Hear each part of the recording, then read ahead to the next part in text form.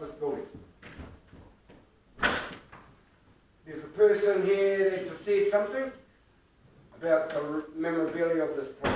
As far as I'm concerned, well, that's taken care of. Nobody has to worry about it if the building gets taken away. But it still leaves it in your hands. We have told you some solutions that are viable.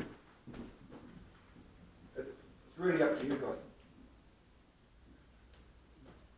Well, look, I just want to say it's always difficult. You've got a council that are passionate about this district, whether you believe that or not, that's up to you. But they are, and are making decisions, as Jenny said, for the greater good. Unfortunately, there are always going to be some people who are unhappy with some of those decisions. It's just a matter of fact. We can't please everyone. I understand you're not overly happy with the decision around the building. We guarantee you that Love Suit will continue on and be supported by council in a facility that we think will be a hell of a lot better than this, to be honest, because we'll be able to help invest and support them in it. And we think that it's all part of the greater good of making Tokoroa look better. So I just wanted to say that it's a difficult situation.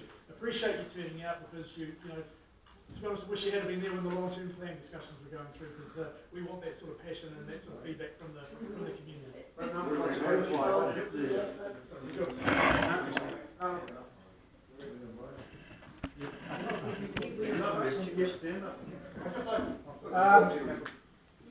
name's Ken Reid. I have been a past president of the East Bowling Club for quite a few years. Dave knows me very well. And my main concern with this, when I heard about this being shifted or pulled down and things happening to it, was, well, with progress happening, what we say here tonight may change the council's mind, may not.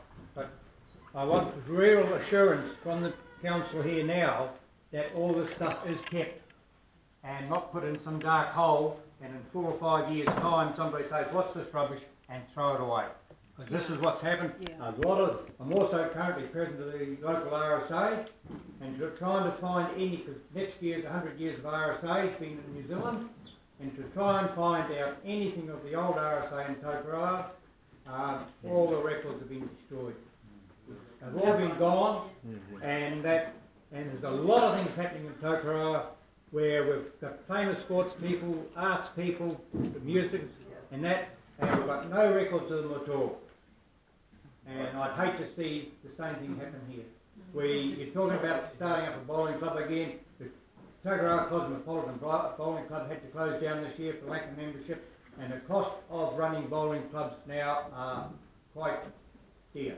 With all the different chemicals you've got to buy for spraying and the upkeep and that. But yeah, but my main concern is that all this stuff is kept, and not only from East Bowling Club, but any other club or organisation in Tokoroa or South Waikato. Te Rao Bowling Club, apparently when they closed down, the stuff is now sitting in that little museum part halfway on the back road to Rotorua from Te Rao. I don't know if that's true or not. But these sort of things must be kept, because otherwise, I know quite often people do take over after 4 or 5 years, and they go through a locker room, and they say, see all the stuff there, bloody bowl, or rugby. And they just get it, it's only junk, we'll throw it out, and it goes down the pit, and in another 5 years' time, somebody comes along and they say, now where's those records? And they're not there anymore.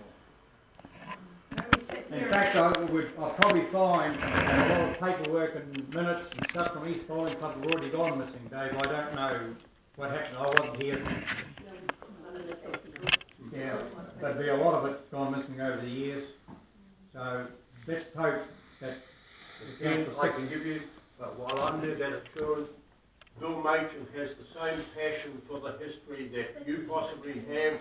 Bill is on the East School Committee, and we have matched that for this year with $20,000, which is the first time council has put money out so that we will do things for archive. Now that's because that's a passion of mine. So Bill has that job. Bill has $20,000, and that's never happened before, because we are going to make quite certain that the archival history is preserved.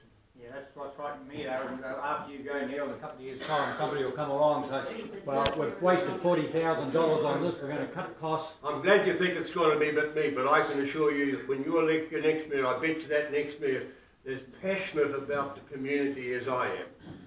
Or you just wouldn't stand to be mayor if you don't have passion. Well, thank you for listening, but that's my main concern, is the archives and the history of this club. I'd just like to back Ken on that. My mum and dad were actually life members of this bowling club. This was their life. Yes, we go back a long time. And we've had many good times in here. Not just with the bowls, but with private dues. We celebrated birthdays, wedding anniversaries and everything in here. So it means a lot to me. But at the end of the day, if this building is going to cost a lot of money to keep it at the state that it is, it's going to have to be moved. We as ratepayers are going to pay for that. I'm sorry, but I am more concerned about the cups and everything. Exactly, and I mean, you said that they were going to be looked after. It wasn't until we come in here and actually clean those cups. They were in such a state, and So we spent here for hours. Who had the key for the building in that interim? Donna. Yeah. But we polished them so that all the names and everything could be seen on them. Yes. And that's what we're worried about, is if this stuff is going to be put And somewhere and it's going And to be that is my concern because of my connections through this club all these years. Same with Ken and Trixie. We've got our sports event centre over there. They should be over there to spade with a lot of fire. And here. It's something that's been discussed within councillors. Can we take, say, I mean, you can't put it all in there because there's room for all the sports clubs. But what about if we had a rugby wall that had some of the memorabilia, we had a bowls wall and things like that. So all the really, the real significant stuff goes there at the public view, and the balance of it we put into an archive somewhere. And yes, and the part of the importance and what council are committed to with the Heritage Society is to make sure that it is looked after, it is preserved. And we don't want this stuff to disappear because our history is important to us. And it's important that we can preserve it for our tamariki and so on. I don't want to preserve it, I want it out there, so our tamariki can see it. And with respect, you can't show everything. I mean, I wish we could. But we Hey, can't. right, if I go over there, I bet you I've got a good place to put these things straight away. And the cups and everything else. We've got a lot of leg, like up here, I see, Kahui, he was all black. All Black's father was here. There's ring lady there. Cars tour, see the vision, there was a vision lady there. All Yeah, this, Stephen Stevens, eh? But I would be really concerned, there was a place over at the sports centre. all It's these, seen by everybody. All of it. Yeah. Place is big, it's huge. this can all be, Okay. They said they're going to save it, eh? John, I'd like to know I'll where take the you full go. word. This is about this space here. I'd like to know where. One more. Anyway, I'd just like to ask the council, are they prepared to hold a referendum before doing anything with this building and actually ask the people, what their opinion is of the town? In other words, would they be prepared to listen to the people of this town and give them the opportunity, or has the decision been made that this is just going to happen regardless of what the people say? I'm asking, would the council be prepared in front of all these people to hold a referendum so everyone can have a say? So everything stays as status quo until that referendum is held. I mean, the council is elected by the people, and I'd just like to see the council actually listen to very right. I'd just like an answer. If you're asking for a specific referendum to go to council, I suspect the answer would be no. And the reason I say about that, we actually have annual referendums.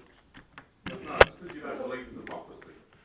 Okay, you may well believe that. We're only elected because by the people, which is a democratic area, which is much the same whether you're government or whether you're a business.